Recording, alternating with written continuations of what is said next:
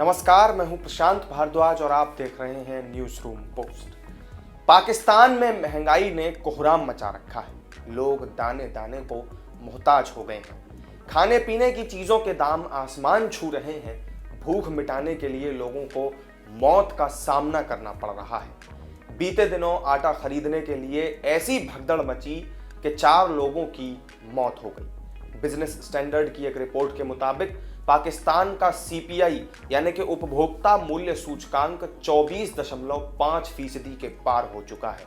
लोग महंगाई के कोहराम से बेहाल हैं। पाकिस्तान का गेहूं स्टॉक खत्म होने की कगार पर है।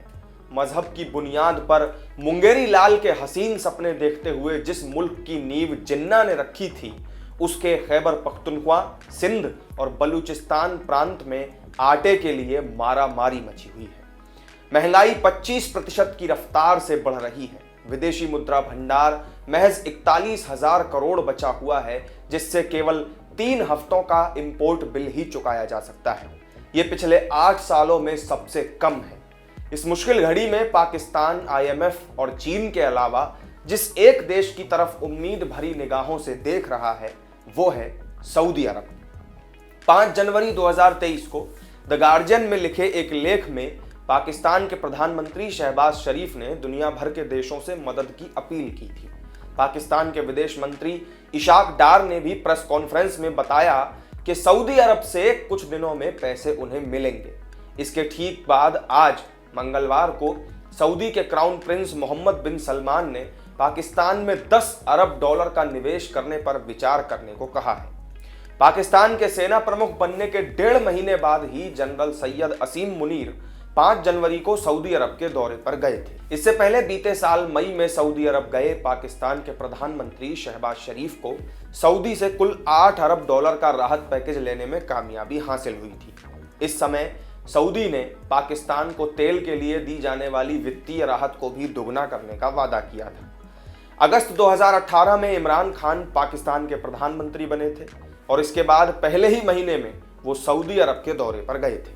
इमरान ने करीब 4 साल के अपने कार्यकाल में कुल 32 विदेश यात्राएं की थी। इनमें से 8 बार वो सऊदी अरब ही गए थे।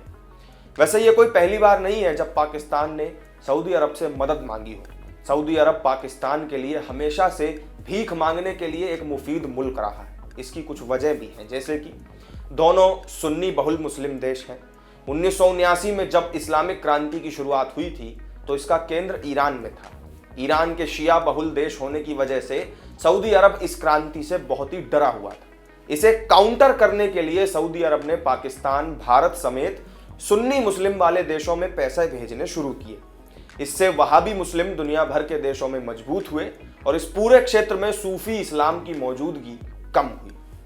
दूसरा महत्वपूर्ण पॉइंट है, इजराइल को लेकर दोनों ही देशों की एक जैसी विदेश नीति है। सऊदी अरब में मक्का और मदीना होने की वजह से ये इस्लामिक दुनिया के लिए काफी महत्वपूर्ण देश है। इसीलिए सऊदी अरब फिलिस्तीन को इजराइल का हिस्सा मानने से भी बचता है। इस मामले में पाकिस्तान का भी यही रुख है। एक जैसी विदेश नीति दोनों देशों को करीब लाती है। तीसरा पॉइंट है, मुसीबत में सैन्य मदद का भरोसा होना। सऊदी अरब के लिए पाकिस्तान सरकार से ज्यादा वहां की सेना अहम है और इसकी वजह यह है कि पाकिस्तान के पास दुनिया की 20वीं सबसे ताकतवर सेना है। इस वक्त सऊदी में करीब 70,000 पाकिस्तानी सैनिक तैनात हैं। चौथी बात, परमाणु मदद की उम्मीद होना। पाकिस्तान भले ही अमेरिका और ब्रिटेन से सबसे ज्यादा हथियार खरीदता हो, लेकिन जब परमाणु हथियार की जरूरत हुई तो इन देशों ने मना कर दिया।